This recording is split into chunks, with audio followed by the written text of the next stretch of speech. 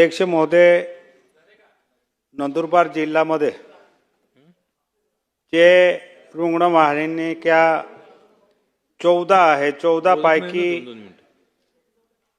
11 रुग्णवाहिका बंद आहे आणि माझा जो मतदारसंघ आहे धडगाव अक्कलकोवा मध्ये अतिदुर्गम भाग आहे। जो रुग्णवाहिका जर 14 पैकी 3 जर चालू असेल तर माझ्या जिल्ह्यामध्ये आरोग्याची व्यवस्था काय राहील हे तर मला माहिती आहे सर। म्हणून माझे आरोग्य मंत्रीला आहे आणि अध्यक्ष महोदय तुम्हालाही विनंती आहे का ताबडतोब माझ्या या नंदुरबार जिल्ह्यामध्ये धडगाव अक्कलकोवामध्ये जे रुग्णवाहिका जे आज बंद आहे ते ताबडतोब खरेदी करून नवीन देण्यात यावे।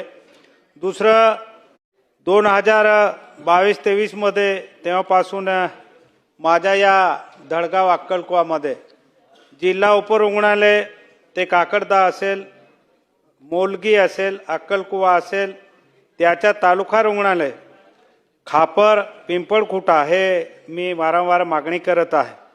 माझे अध्यक्ष महोदय जे तरतूद केली असेल त्याच्यामध्ये आजपर्यंत आमच्या धडगाव अक्कलकोवामध्ये जिल्हा उपरुग्णालय नाही आणि अतिदुर्गम भाग असल्या कारणाने जर तिथे 100 काठाचे जर जिल्हा उपरुग्णालय मुलगी, अक्कलकोवा आणि काकडदाला करून दिलं तर आमच्या भागातला आरोग्याचे प्रश्न सुटेल। त्याच्यामध्ये खास